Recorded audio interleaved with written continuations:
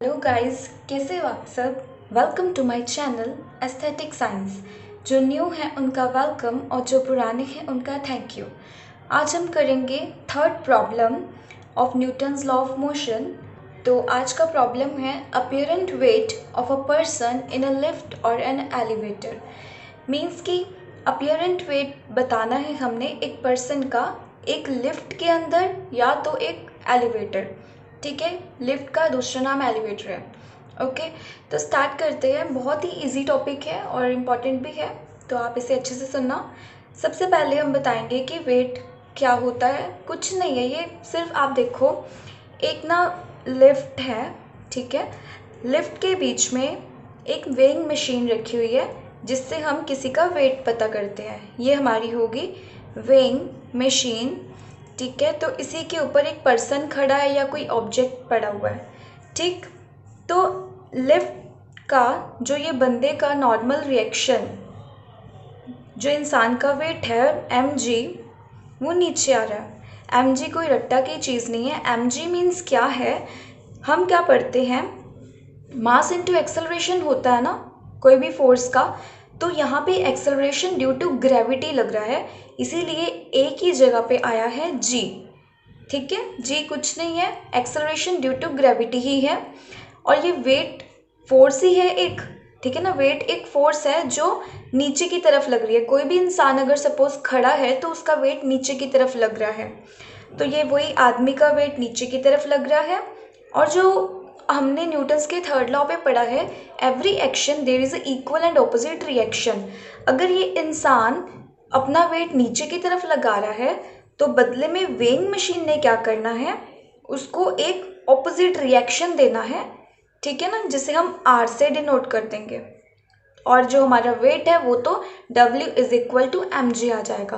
Clear इतना। तो चलो हम इसकी डेफिनेशन करते हैं। The weight of a body is measured by weighing machine और स्प्रिंग बैलेंस। या तो वेइंग मशीन रखेंगे या कोई स्प्रिंग बैलेंस रखेंगे जिससे हम बॉडी का वेट मेजर करेंगे। ठीक है, when a body of mass m, उस बंदे का मास क्या है m, जो पड़ा हुआ है रेस्ट पे on the surface of weighing machine.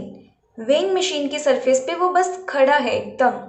ठीक, इट्स वेट इज mg, जो मैंने आपको समझा दिया, acts vertically downward. This is vertical direction and this is horizontal direction. ठीक है, तो उसका वेट वर्टिकली डाउनवर्ड लग रहा है।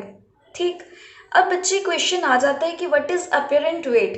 अपीयरेंट वेट होता क्या है, कुछ नहीं, आपने देखना है कि जो इंसान था उसने तो अपना फोर्स नीचे की तरफ लगाया वेट वाला, और ये लिफ्ट ने उसको ऑपोजिट रिएक्शन दिया। लिफ्ट ने इसने लिफ्ट नहीं है ये, सॉरी, ये वेइंग मशीन है। वेइंग मशीन ने जो इसको रिएक्शन दिया ना, उसी को अपीयरेंट वेट बोलते हैं। कैसे, the surface of weighing machine exert an equal and opposite normal reaction किस पे, ऑन द बॉडी या ऑब्जेक्ट पे। क्यों ऑपोजिट रिएक्शन देगी वो, against the weight of the body. उसने वेट ऑफ द बॉडी दिया, मशीन ने उसको ऑपोजिट नॉर्मल रिएक्शन दिया। The weighing machine reads this normal reaction as apparent weight. जो इसने नॉर्मल रिएक्शन दिया है ना, इसको ये बोलेगा कि ये अपीयरेंट वेट है। ठीक है, वेरी इजी। अब स्टार्ट करते हैं अपना टॉपिक। इसमें हम 4 केसेस पढ़ेंगे। पहला केस करते हैं, व्हेन लिफ्ट, जब लिफ्ट रेस्ट पे है, when lift is at rest. आपने हमेशा न्यूटन्स लॉ ऑफ मोशन में भी पढ़ा होगा कि हम पढ़ते हैं कि कोई बॉडी रेस्ट पे है या और मूविंग विद यूनिफॉर्म वेलोसिटी। पढ़ा ही है ना, या तो वो रेस्ट पे है या वो यूनिफॉर्म या कांस्टेंट वेलोसिटी से मूव कर रही है। उसमें भी एक्सेलरेशन जीरो ही होता है ना, इसीलिए बस वेलोसिटी वेरी करती है, वो भी यूनिफॉर्मली। ठीक है, तो चलो स्टार्ट करते हैं। When lift is at rest और moving in a constant velocity.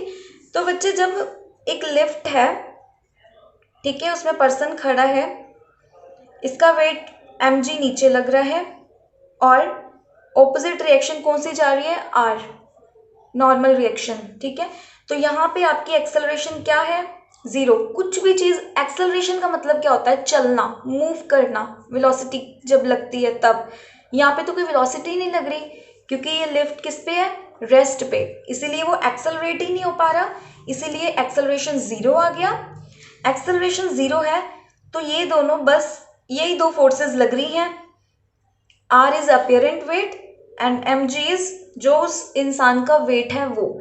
ये हमारा हो गया फर्स्ट केस, जिसमें उसका ट्रू वेट कौन सा है? M G. एम जी क्या है? ट्रू वेट किसका? Of a person. Okay, and R is normal reaction. ये दोनों एक दूसरे को बैलेंस कर रहे हैं। आर ऊपर लग रहा है, एम जी नीचे लग रहा है, बस बैलेंसिंग जो रिएक्शंस है वही लिखनी है। तो ये अपना हो गया फर्स्ट केस। ठीक है, इसमें आ गया true weight is equal to normal weight. Next अपना है सेकेंड केस, जब लिफ्ट अपवर्ड मूव कर रही है।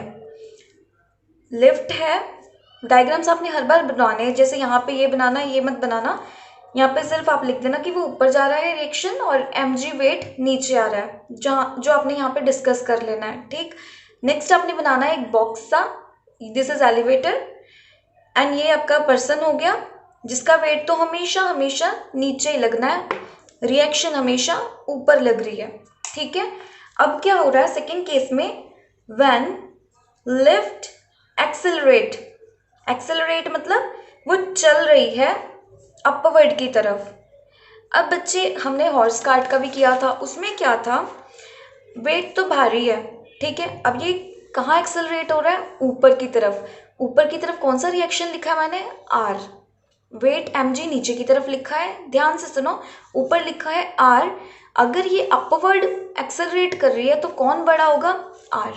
कुछ नहीं करना आपने, बहुत ही इजी है ये। तो इस पे आपका क्या आ जाएगा? Net force. हमने हर बार फोर्स निकालनी है, यहाँ भी हमने फोर्स ही निकाली है, जिसको मैंने डायरेक्टली लिख दिया R is equal to M G, क्योंकि उसमें कुछ ज़्यादा नहीं था। तो यहाँ पे आपका net force on upward direction, ठीक है, कितनी फोर्स लग रही है? देखो ये बड़ा है ना, आर बड़ा है तो आर पहले लिखोगे, एम जी छोटा है इसीलिए इसे बाद में लिखोगे। हाँ, और एम जी कैपिटल ही लिखना क्योंकि हमने मास, उस आदमी का हमने एम कैपिटल लिया था ना, मास, इसीलिए। ठीक है, तो ये हो गया आपका सेकेंड। बट यहाँ पे हमने बैलेंसिंग नहीं की, तो आपने हमेशा एक वो लगाना है, force is equal to mass into acceleration. ये तो हमारा फॉर्मूला है। जो भी हमारा फोर्स आएगा अकॉर्डिंग टू सिचुएशन, इसको हमने इस वाली इक्वेशन में पुट करना है, जो सेकेंड लॉ ऑफ मोशन था। ठीक है, सिचुएशन के अकॉर्डिंग आर बड़ा था, आर पहले आ गया क्योंकि body accelerate upward, M G छोटा था, ये बाद में आ गया। अब ये वैल्यू सारी इधर पुट कर दो, which is R minus M G. इसको भी आप कैपिटल, ठीक है, कैपिटल एम में आ गया। आर निकालना है अपने नॉर्मल रिएक्शन, तो आपका आ जाएगा M G plus M A, where M is same, तो ये बाहर आ जाएगा कॉमन। तो ये आपकी सेकेंड इक्वेशन आ गई, when body is moving upward, lift के साथ साथ। ठीक है, बहुत ही इजी केसेस हैं, कुछ ज़्यादा टफ नहीं है। अब थर्ड केस है, देखो जब ये एक्सेलरेट अपवर्ड हो रही है तो कुछ ना कुछ ऐड हो रहा है इसके असली वेट में। असली वेट क्या था? M G. असली वेट में एक्स्ट्रा चीज़ ऐड हो रही है क्योंकि व्हेन इट एक्सेलरेटेड अपवर्ड। अब when lift accelerated downward direction, downward, जब वो डाउनवर्ड आ रहा है, खुद सोचो क्या होगा? बॉक्स बना देना है एक, ठीक है, एक नीचे की तरफ ऐसे शो करके। आपने यहाँ पे एक इंसान बनाना, बनाओ, नहीं तो कोई बात नहीं, लिखो इसका वेट एम जी नीचे आ रहा है हमेशा, और एक ऑपोजिट रिएक्शन कौन दे रहा है? लिफ्ट का, लिफ्ट के ऊपर जो वेइंग मशीन रखी है वो ऑपोजिट रिएक्शन दे रही है, जिसे हम अपरेंट वेट बोलते हैं। ठीक है, तो ये हो गया। अब लिफ्ट जा रही है नीचे नीचे, खुद सोचो नीचे क्यों जाएगी? जब ये चीज़ बड़ी होगी तभी वो नीचे जाएगी। ठीक है, कुछ नहीं, बस यही लिखना है अकॉर्डिंग टू सिचुएशन। जब डाउनवर्ड जाना है तो ये बड़ा है तो इसमें से माइनस कर देना है। तो हमारा फोर्स क्या आएगा? Net force. Net force on body क्या लग रहा है? एम जी कैपिटल आ गया, ज़्यादा है इसलिए पहले, रिएक्शन छोटी है इसीलिए बाद में।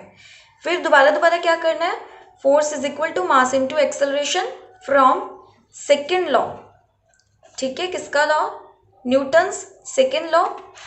तो एफ की जगह पे आ गया ये अपना mg माइनस आर, दूसरी तरफ ma। मैं बार बार गलती कर रही हूँ पर आप मत करना, ठीक है। तो ये आपने उधर ले जाना है आर को, ठीक है, उधर ले गए तो आपका ये आ जाएगा mg minus M A. m is common, m बाहर, which is g minus A. Clear बच्चों, इतना क्लियर हो गया। तो this is our third equation. ठीक, इधर से बच्चों अपने एक चीज और कंक्लूड करनी है कि देखो पहले वाली रिएक्शन में क्या था, दोनों एक दूसरे के इक्वल थे, तो हमने बोल देना था apparent weight is equal to true weight. ठीक है, ये दोनों आपस में इक्वल हैं। बट जब लिफ्ट ऊपर जा रही है तो अपरेंट वेट का इक्वेशन आया था M G plus A. This is our second equation. तो इसमें आपने बोला है जो हमारा अपीयरेंट वेट है it is increasing if the lift accelerated upward. ये आपने यहाँ पे कंक्लूड करना है। कंक्लूड मतलब इसका नतीजा ये निकलता है कि आपका ये जो अपीयरेंट वेट है will increases when lift going upward. Clear, आपने पूरा लिखना है।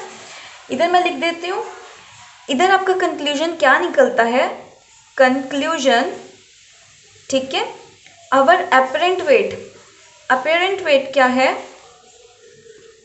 Apparent weight will goes on decreasing. ये डिक्रीज हो जाएगा, ये देखो माइनस हो रहा है ना समथिंग, व्हेन द बॉडी और लिफ्ट, व्हेन द लिफ्ट कह सकते हो क्योंकि लिफ्ट ही तो नीचे जा रही है, बॉडी तो नहीं जा रही ना, लिफ्ट के साथ साथ बॉडी जा रही है, लिफ्ट मेन है।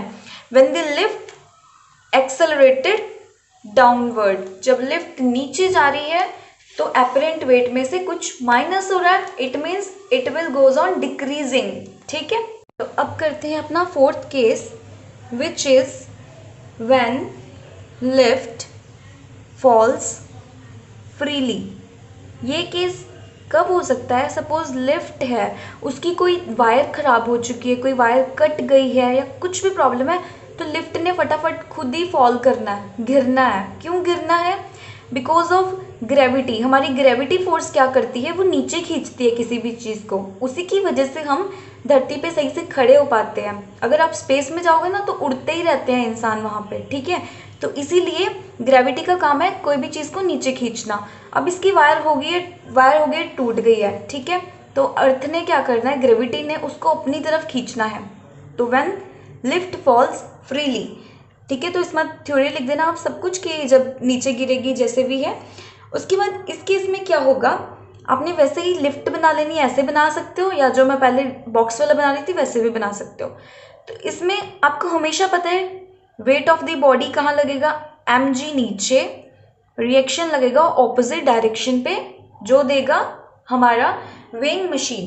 ठीक है, इस केस में कुछ नहीं होना, एक्सेलरेशन होगी बच्चे माइनस, एक्सेलरेशन हो जाएगी ड्यू टू ग्रेविटी, माइनस नहीं, एक्सेलरेशन हो जाएगी ड्यू टू ग्रेविटी। ऐसा क्यों हुआ, क्योंकि देखो अब बॉडी पे कोई वो नहीं लग रहा कि वो ऊपर जा रहा है या नीचे जा रहा है, ठीक है, ये सीधा सीधा गिर रहा है नीचे। किसकी वजह से, एक्सेलरेशन किसकी वजह से हो रही है, ग्रेविटी की वजह से। ठीक है, तो इसमें कुछ नहीं करना, जो हमारी डाउनवर्ड वाली डायरेक्शन में जो लगी थी ना नॉर्मल रिएक्शन, उसी वाली इक्वेशन में हमने एक्सेलरेशन को जी पुट कर देना है। क्यों, क्योंकि बॉडी फ्रीली फॉल कर रही है under the action of gravity, under action of gravity, gravity के एक्शन में वो नीचे आ रही है, इसीलिए एक्सेलरेशन किसकी वजह से हो रही है, ग्रेविटी की वजह से एक्सेलरेशन हो रही है।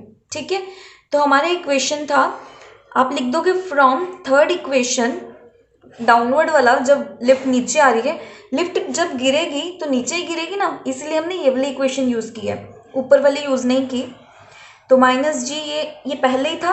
अब आप करोगे put A is equal to G, because क्यों, lift is freely falling under the action of gravity, under G. ठीक है, तो अब पुट कर दो ऊपर वाली इक्वेशन में सब कुछ, ए की जगह पे बस जी पुट कर देना, तो ये बच्चे आ गया 0, सब कुछ हो गया 0। तो इसे आप बोल सकते हो वेटलेसनेस, ये हो गया weightlessness, which is practically impossible, पर थियोरेटिकली हम बोलते हैं, क्योंकि थ्योरी में प्रूव कर दिया ना हमने कि अगर वो नीचे मूव करेगा तो वो वेटलेसनेस, देखो नॉर्मल रिएक्शन 0 आ गया, मतलब नॉर्मल रिएक्शन कोई लग ही नहीं रहा है। क्यों नहीं लग रहा है? क्योंकि कोई बॉडी का वेट ही नहीं है जिसके अगेंस्ट वो रिएक्शन लगाए, इसीलिए हम इसे बोलते हैं वेटलेसनेस। मैंने सारा पढ़ाया है उसको मैं कंसाइज करके आपको बता रही हूँ, साथ साथ में आपने भी रिपीट करना है। सबसे पहला केस था, क्या था? व्हेन वेट, जो मास था बंदे का, wait of the body is at rest या यूनिफॉर्म मोशन में था, तो यूनिफॉर्म मोशन, ठीक है, विथ कांस्टेंट वेलोसिटी, तब क्या आया था उसका weight, apparent weight is equal to mg, where mg क्या है उसका, ट्रू वेट या एक्चुअल वेट। mg पता लग गया, ट्रू वेट या एक्चुअल वेट। नेक्स्ट केस क्या था? व्हेन बॉडी या लिफ्ट मूव्स अपवर्ड, तब क्या हुआ, अपेरेंट वेट में कुछ ना कुछ ऐड हुआ। mg क्या है उसका, ट्रू वेट, वही लिख दिया, एक्सेलरेटेड अपवर्ड, इसीलिए पॉजिटिव ए लग गया, बिकॉज एक्सेलरेट हो रहा है, कोई भी चीज़ बढ़ रही है, ऊपर जा रही है तो ऐड हो रही है, ठीक है। जैसे कोई इंसान कामयाबी पा रहा है तो वो पॉजिटिव डायरेक्शन में जा रहा है, तो इसीलिए पॉजिटिव लिखेंगे।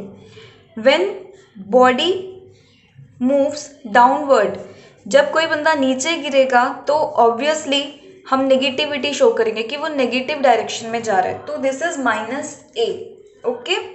अब लास्ट केस है व्हेन बॉडी फॉल्स फ्रीली, जब बॉडी फ्रीली फॉल्स करेगी under the action of gravity, gravity के एक्शन में, तब आपका अपीयरेंट वेट हो जाएगा 0, ठीक है।